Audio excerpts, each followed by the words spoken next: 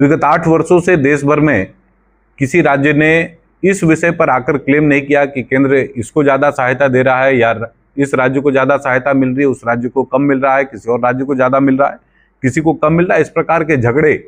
GST के लागू होने के बाद पूरे भारत भर में समाप्त हुए। एक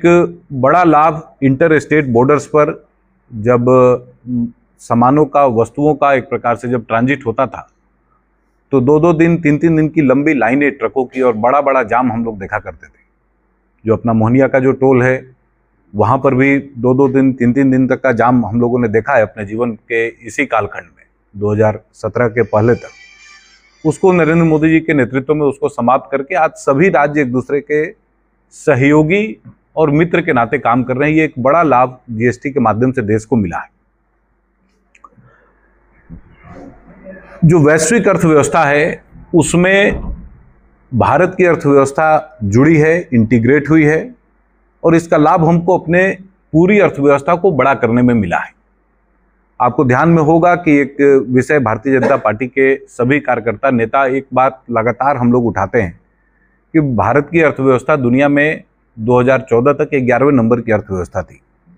आज हम दुनिया में चौथे नंबर की अर्थव्यवस्था हैं और बहुत तेज गति से तीसरे और दूसरे नंबर की तरफ बढ़ने की कोशिश में हम लोग हैं और पूरे दुनिया की निगाहें भारत की अर्थव्यवस्था पर हैं। इसका अगर बैकग्राउंड अगर देखेंगे कि इसके पीछे के प्रमुख कारण क्या हैं, तो उसमें सबसे बड़ा कारण जीएसटी के अंदर आने वाला जो कलेक्शन है और जीएसटी के बाद से जो एकीकृत मॉडल पूरे भारत भर में खड़ा हुआ, उसकी वजह से हमारी अर्थव्यवस्था को एक बूस्ट मिला है, एक ताकत मिली है और पूरे देश भर में इसको लाभ भी मिला है। एक समानांतर व्यवस्था के साथ साथ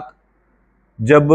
राज्य की सरकारें और देश की सरकारें जब सुदृढ़ हुई, हमारी अर्थव्यवस्था पूरे देश की सुधरी है, उसके बाद से हमने एक नया सुधार, 56वीं जीएसटी काउंसिल की जो बैठक अभी 5 दिन पहले दिल्ली में पूरी हुई, उसके बाद से कई ऐसी वस्तुएं हैं जिनमें हम लोगों ने उनके दरों को एक प्रकार से स्लैब, उसको हम लोग कहते हैं, हिंदी में दर कहते हैं, दरों को और स्लैब्स को कम करने के बाद देश के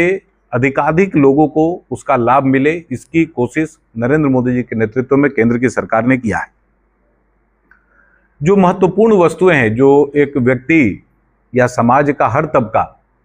जिस प्रकार से जिन चीज़ों का उपयोग प्रतिदिन की अवस्था में करता है, ऐसी सभी वस्तुओं का दाम हमने इस स्लैब के माध्यम से कम करने की कोशिश की थी और उसकी सफलता भी अब हम लोगों को मिलने लगी है। दैनंदिनी में उपयोग होने वाली वस्तुएं जैसे साबुन है, सर्फ है, आपको शैम्पू है, ये इस प्रकार की वस्तुएं जो आदमी प्रतिदिन उपयोग करता है, उनका स्लैब पहले के समय पर 18%, 12% के आसपास होता था, उसको सरकार ने घटाकर 5% पर लाने का काम किया है।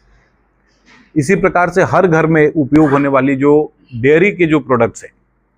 उनमें 12% का स्लैब पहले होता था, अब उस स्लैब को घटाकर सरकार ने 5% का कर दिया। एक बड़ा राजनीतिक मसला भी ये विगत दिनों से देखने में समझ में आता था कि सरकार ने इन विषयों को, रेट को कम करने को लेकर कई बार जो आधिकारिक संस्थाएं हैं उनके साथ हम लोगों ने चर्चा की और आज के समय में केंद्र की सरकार ने उस लाभ को सामान्य लोगों में वितरित करने की एक प्रकार से योजना बना दी है और वो लागू भी हो गया है। कई ऐसे मेडिकल इक्विपमेंट्स हैं जो अस्पतालों में उपयोग होते हैं या व्यक्ति अपने घरों में रखकर उनका उपयोग, घर में छोटे मोटे जो मेडिकल इक्विपमेंट्स होते हैं उनको रखकर व्यक्ति उपयोग करता है, जैसे शुगर नापने की मशीन है या बीपी नापने की मशीन है, या अस्पतालों में जो उपयोग होने वाले जो विषय हैं उनके भी जो टैक्स स्लैब थे वो 18% और 12% के आसपास थे, उनको भी घटाकर सरकार ने 5% पर लाने का काम किया है। इसके साथ साथ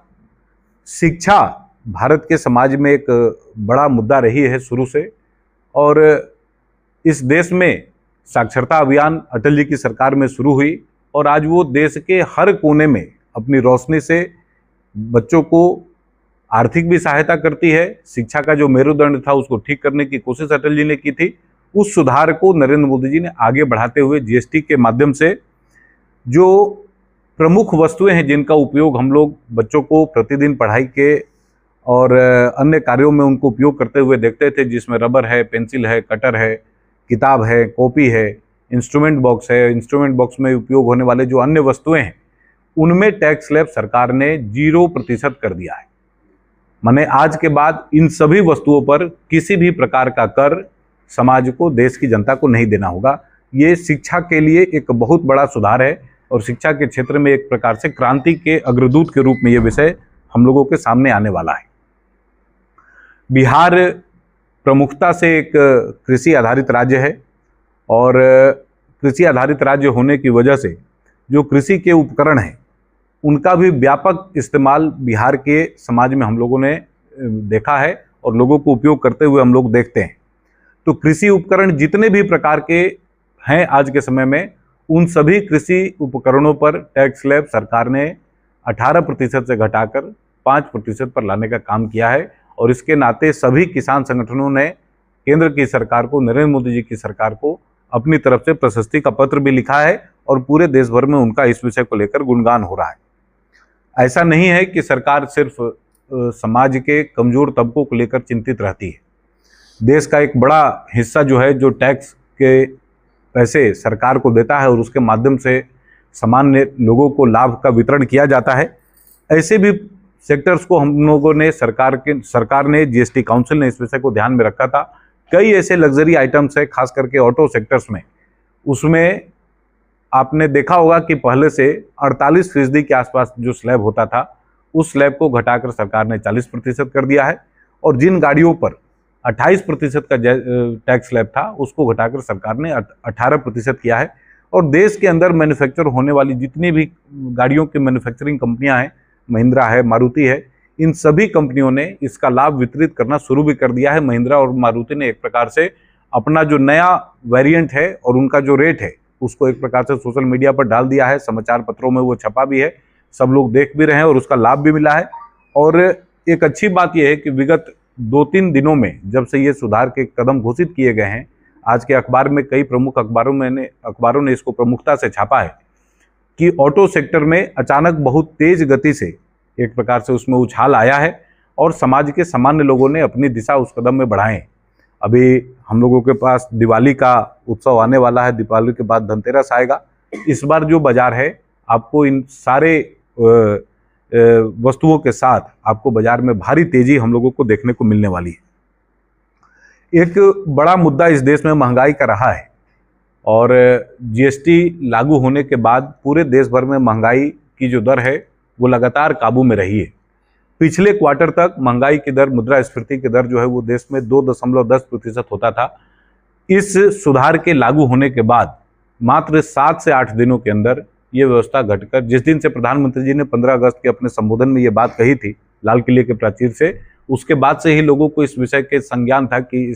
ये कदम जो है वो सरकार लेने वाली है। उसके बाद से ही आप लोग को ये विषय संज्ञान में रहे, जनता को भी इस विषय की जागरूकता रहनी चाहिए कि ये महंगाई का जो दर था वो 2.10% से घटकर अभी 1.55% पर आ गया है। तो महंगाई नियंत्रण में रहे, सरकार के सुधारों का लाभ समाज के सभी सामान्य लोगों को मिलता रहे, हर व्यक्ति देश का लाभान्वित हो और देश में एक सुदृढ़ सक्षम सरकार चलती रहे और समाज में अच्छा वातावरण बना रहे, ये हमारी कोशिश रहती है। नरेंद्र मोदी जी के नेतृत्व में आज 11 वर्षों से हम लोग देश की सेवा कर रहे हैं और समाज का हर तबका आज भारतीय जनता पार्टी के साथ जुड़ना चाहता है। उसकी प्रतिबद्धता हमारी विचारधारा के साथ, हमारी सरकार के साथ है